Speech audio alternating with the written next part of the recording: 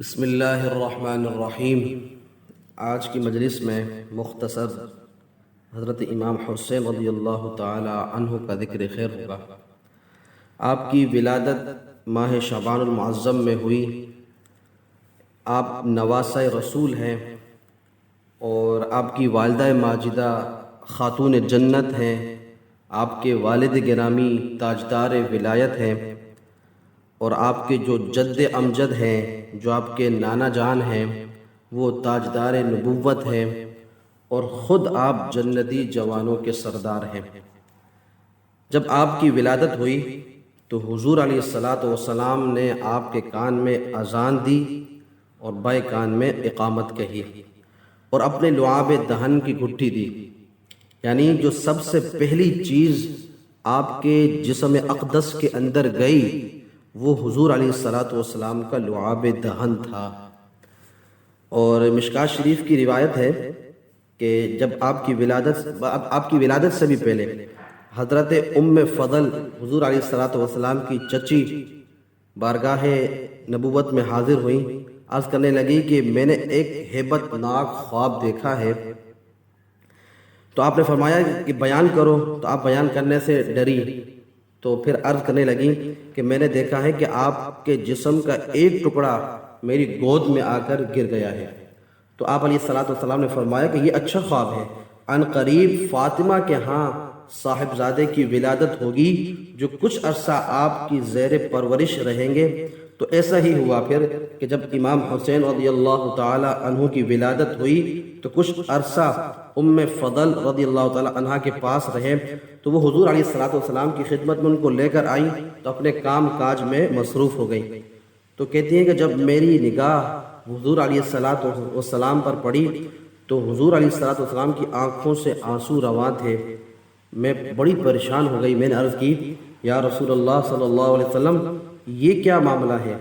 تو حضور علیہ السلام نے فرمایا کہ جبرائیل امین نے آ کر مجھے خبر دی کہ میری امت میرے اس فرزند کو شہید کر دے گی۔ ان کے مقام کی مٹی بھی مجھے لا کے دکھا دی گئی۔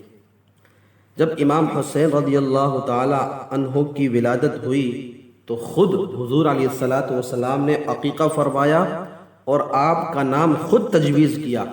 حضرت علی رضی اللہ تعالی عنہ نے آپ کا نام حرب رکھا تھا، تو آپ علیہ السلام نے فرمایا یہ حسین ہے، اور آپ سے پہلے یہ نام کسی کا نہیں تھا اور یہ جنتی نام ہے۔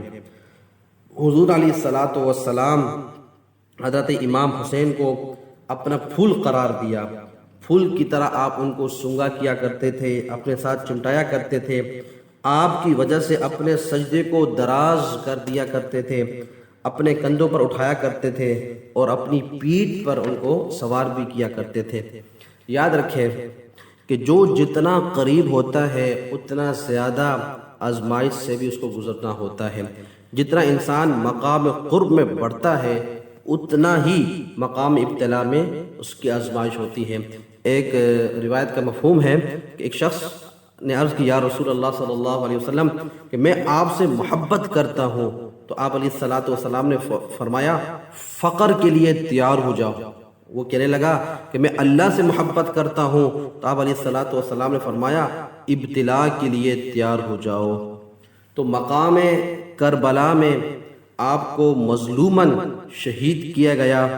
آپ نے دین کی سربلندی کے لیے راہ عظیمت کو اختیار کرتے ہوئے باطل کے سامنے سر نہیں جھکایا، اپنی جان تو دینا گوارا کی لیکن باطل کے سامنے سر نہیں جھکایا۔ حضرت ابن عباس رضی اللہ تعالی عنہما فرماتے ہیں کہ خواب میں حضور علیہ السلام تشریف لائے، میں نے دیکھا کہ آپ کی ظاہری کیفیت میں تغیر ہے، بال بکھرے ہوئے ہیں، غبار ہے۔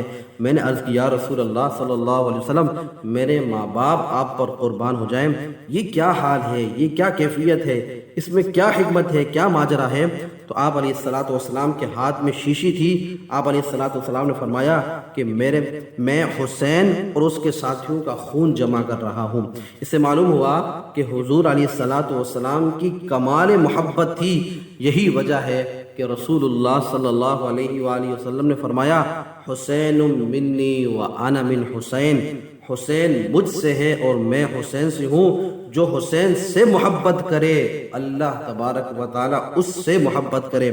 حدیث پاک کا مفہوم ہے کہ احب اللہ من احب حسینہ، اور اس کو یوں بھی پڑھ سکتے ہیں کہ احب اللہ من احب حسینہ، کہ جس نے حسین سے محبت کی گویا اس نے اللہ عز و جل سے محبت کی۔ کیوں؟ کیونکہ حسین کی محبت نبی کی محبت کی وجہ سے ہے، اور نبی سے محبت اللہ عز و جل کی محبت کی وجہ سے ہے۔ اسی لیے حضور علیہ السلام نے کمال محبت کا اظہار کیا کہ حسین مجھ سے ہے اور میں حسین سے ہوں، یعنی میرا ان سے جسمانی تعلق بھی انتہا کا ہے اور میرا ان سے روحانی اور معنوی تعلق بھی انتہا کا ہے۔ ایک روایت میں آتا ہے کہ حسین سبت من الاسباط، حسین اسباط میں سے ایک سبت ہے۔ سبت اس کو کہتے ہیں، اس درخت کو کہتے ہیں کہ جس کی جڑ ایک ہو اور شاخیں بہت ساری ہو۔ یہ اس بات کی طرف اشارہ تھا کہ حسینی سعادات کی جو نسل ہے وہ تیزی سے پھیلے گی۔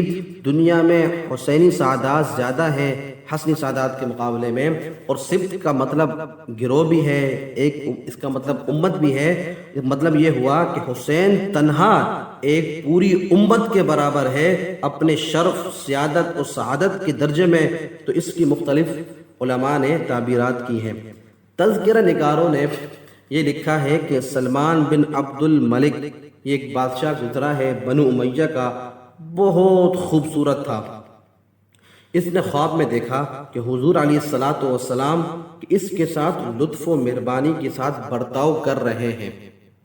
تو تعبیر پوچھنے کے لیے حضرت امام حسن بصری رضی اللہ تعالی عنہ کے پاس گئے تو آپ نے فرمایا، کیا تم نے آل رسول کے ساتھ اچھا برتاؤ کیا ہے، اچھا سلوک کیا ہے؟ تو کہا کہ ہاں، یزید کے خزانے میں حضرت امام حسین رضی اللہ تعالی عنہ کا سر مبارک رکھا ہوا تھا، تو اس نے حکم دیا تھا کہ اس سر کو پھرایا جائے، تو وہ پھرتا پھراتا تو خزانہ یزید کے اندر موجود تھا۔ تو کہتے ہیں کہ میں اس خزانے میں سر مبارک دیکھا تو خون بھی تازہ تھا۔ تو کہتا ہے کہ میں نے 5 کپڑوں میں اس کو دفنایا، اس پر نماز پڑھی، پھر اس کو تدفین کر دیا۔ تو امام حسن بصری فرماتے ہیں کہ تمہارے اس حسن سلوک کی وجہ سے حضور علیہ السلام تمہارے ساتھ لطف اور مہربانی سے پیش آ رہے ہیں۔ اب بہت سارے لوگ سوال کرتے ہیں کہ حضرت امام حسین رضی اللہ تعالی عنہ کا سر مبارک کہاں ہے؟ کیوں کہ آپ کا سر تن اقدس سے جدا کر دیا گیا تھا۔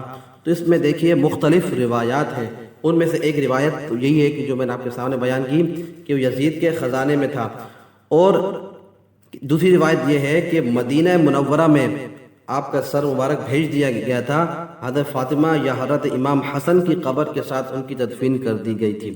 ایک روایت یہ ہے کہ جب اس کو پھرانے کا حکم دیا گیا تھا تو عالم اسلام میں پھرتا پھراتا وہ اسقلان چلا گیا۔ جب اسقلان گیا تو وہاں کا جو امیر تھا اس نے بڑی بھاری رقم دے کر اسے اپنے پاس رکھ لیا، اس کے پاس رہا۔ جب فرنگیوں نے اسقلان پر حملہ کیا، وہاں پر جو سرکاری امیر تھا اس نے بہت بھاری قیمت دے کر، لاکھوں دینار دے کر اس نے کہا کہ یہ سر مجھے دے دو، کہیں ایسا نہ ہو کہ یہ گم ہو جائے یا اس کی بے حرمتی ہو جائے۔ تو اس نے سر فرنگیوں سے حاصل کر لیا، پھر ننگے پاؤں وہاں سے مصر چلا۔ جس روایت میں اس کا ذکر ہے اس میں سر اقدس سے مشک جیسے خوشبو آ رہی تھی، وہ کہتے ہیں، اور خون بھی بالکل تازہ تھا۔ پھر مصر میں لا کر اس کی تدفین کر دی گئی بہت ہی پروٹوکول کے ساتھ۔ آج بھی مصر کے اندر مشہد حسینی موجود ہے۔ صوفیاء فرماتے ہیں، بڑے بڑے صوفیاء فرماتے ہیں کہ ہم وہاں گئے ہیں، اہل کشف نے بھی یہ بات لکھی ہے کہ ہم نے اس کا مشاہدہ کیا ہے، کشف کے ذریعے سے سر اقدس یہاں موجود ہے۔ ایک بزرگ فرماتے ہیں کہ میں مشہد حسینی میں گیا تو میرے دل میں یہ خیال آیا کہ واقعتاً سر اقدس یہاں بھی ہے نہیں، مشہور تو ہے لیکن اس میں حقیقت بھی ہے کہ نہیں۔ تو کہتے ہیں کہ میری آنکھ لگ گئی تو میں نے دیکھا کہ جہاں مشہد حسینی ہے وہاں سے ایک نقیب نکلا اور وہ ڈائریکٹ گیا روضہ اقدس کے اندر، وہاں سے نکل کر حضور علیہ السلام کے روضہ اقدس میں چلا گیا۔ پھر جا کر عرض کرتا ہے کہ یا رسول اللہ صلی اللہ علیہ وسلم، فلاں فلاں نے امام حسین کے سر اقدس کی زیارت کی ہے۔ یعنی اس نے باقاعدہ جا کر اطلاع دی کہ فلاں فلاں ہیں آپ کے صاحبزادے امام حسین رضی اللہ تعالی عنہ کے سر اقدس کی زیارت کے لیے آئے ہیں۔ تو آپ علیہ السلام نے فرمایا کہ اللہ ان کی زیارت قبول فرمائے اور ان کی مغفرت فرمائے۔ تو کہتے ہیں کہ اس سے معلوم ہوا کہ حضور علیہ السلام کو امام حسین سے کیسی محبت تھی جو ان کی زیارت کے لیے جاتا ہے، یعنی سر اقدس کی زیارت کے لیے جاتا ہے۔ تو حضور علیہ السلام نے فرمایا اللہ ان کی محبت اور عقیدت کو قبول فرمائے اور ان کی مغفرت بھی فرمائے۔ تو کہتے ہیں کہ مجھے یقین ہو گیا خواب دیکھنے کے بعد کہ مشہد حسینی معتبر ہے، پھر میں اکثر جایا کرتا تھا۔ بڑے بڑے علماء نے اس طرح کے اقوال نقل کیے ہیں، ابن حجر نے، علامہ عبد الوہاب شعرانی نے، اور ایک روایت یہ بھی ہے کہ سر مبارک آپ کے تن اقدس کے ساتھ ہی تدفین کر دیا گیا تھا۔ اور ایک روایت یہ بھی ملتی ہے کہ کربلا کے اطراف میں، اس کے نواحی علاقوں میں، اسی گاؤں میں آپ کے سر اقدس کو دفن کر دیا گیا تھا۔ اللہ تبارک و تعالیٰ بہتر جانتا ہے۔ اللہ تعالیٰ حضرت امام حسین کے صدقے میں ہمیں دنیا اور آخرت کی بھلائیاں عطا فرمائے، ایمان پر استقامت اور خاتمہ بالخیر عطا فرمائے، بدعقیدگی سے، گمراہی سے بچائے۔ ما علیہ الا البلاغ۔